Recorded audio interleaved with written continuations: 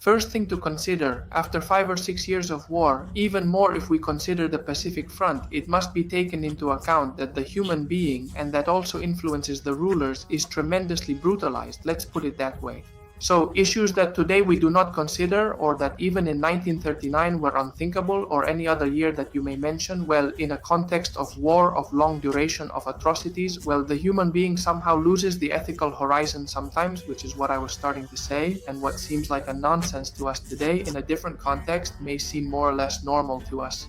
A process of brutalization of the human being occurs, from which one only escapes upon awakening, that is, upon the end of the war conflict. In that sense, the bombing of Dresden, for instance, is understood in the case of German territory or the atomic bombs of Hiroshima and Nagasaki.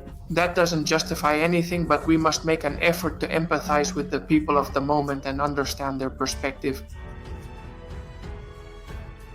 The next question is what they always justified to me in school, I believe, about why the bombs were dropped.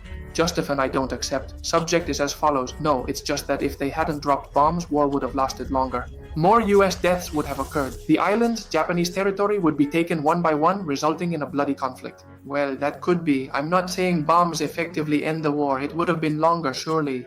There would have been more deaths of American soldiers, no doubt about it, especially because the Japanese were willing to resist until the last man. So, it seems to me this justification, though not a justification, that argument is valid. What's invalid is it doesn't justify the bombs. War would have been longer, more US soldier deaths, but don't drop bomb. And I don't think that's reason anyway. I mean, I don't think Truman's thinking is let's end the war once and for all, I'm going to drop the bombs. I don't think that's Truman's phone to order the launch.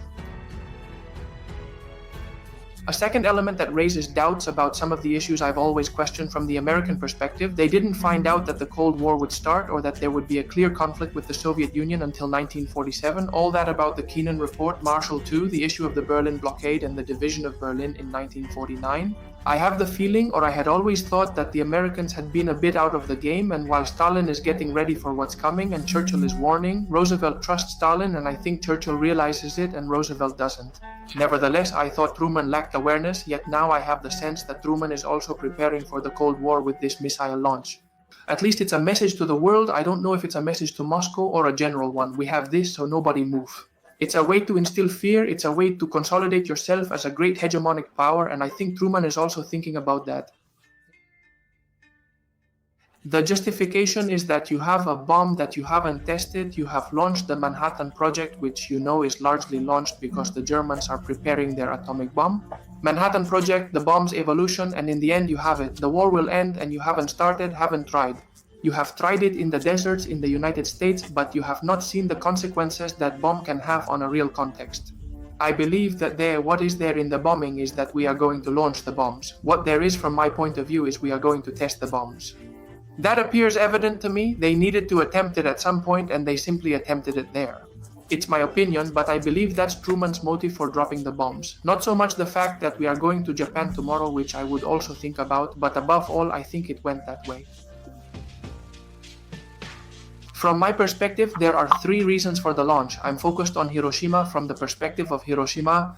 The first one is to end the war, but it is not the most important. The second one is we are going to test a weapon that we have and that we have never tested in a real war context. And third, we're going to say here we are, and we're going to say that here we have this, and we're going to scare anyone who wants to move, especially with a fixed gaze on Moscow in Estalvia.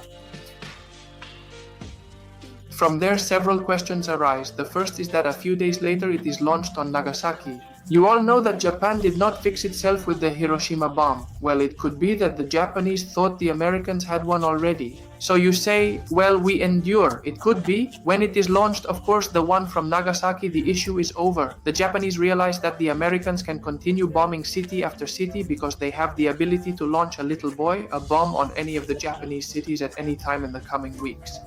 So when the bombing on Nagasaki happens, Japan realizes it's over and requests an armistice, requests peace. Another result of the bombings is the Tokyo trials. In my view, it's a fascinating topic. You already know that the Tokyo trials are, in a sense, the counterpart to the Nuremberg trials, but in the Pacific War. The Nuremberg trials were Nazi crimes in Europe, Germany. The Tokyo trials are little known. Many would like to know why they were little known. Fundamentally because we focus on Europe. When we talk about the Second World War, we usually focus on Europe. We usually talk about Europe. Europe is important, and we forget that there was an important war on the other side in the Pacific, and even at that historical moment, the Nuremberg trials had much more impact than the Tokyo trials. Not that people nowadays know more about Nuremberg trials and less about Tokyo trials. Already in 45, following Nuremberg, Tokyo trials were less well known. More judges, more translators, more diplomats, larger convictions, and greater representation from the countries. Well, one of the consequences of the bombs, in my opinion, is that the Tokyo trials and the treatment that Japan suffered after World War II was much milder than what Germany could have suffered.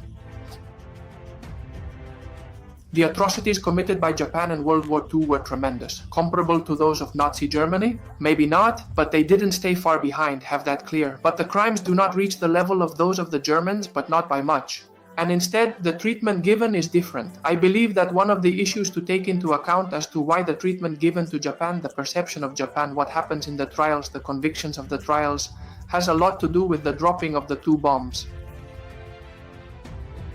And then there is another element to consider unrelated to the bombs, and in 1950, before that in 1945, the Civil War starts in China, or continues because it had been ongoing, where Mao's communists are opposing Chiang Kai-shek's Kuomintang nationalist China, which is the Republic of China, Taiwan, and the People's Republic, Mao's Republic, which is now commonly known as China.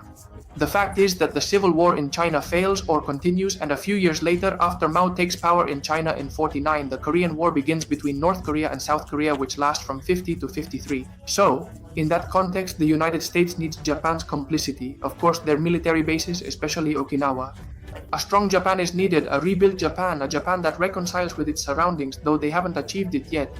The reality is that the historical context also affects the development of events of how Japan has been treated, how the Treaty of San Francisco was, how the Tokyo trials were, but I think the bombs also impacted all of that.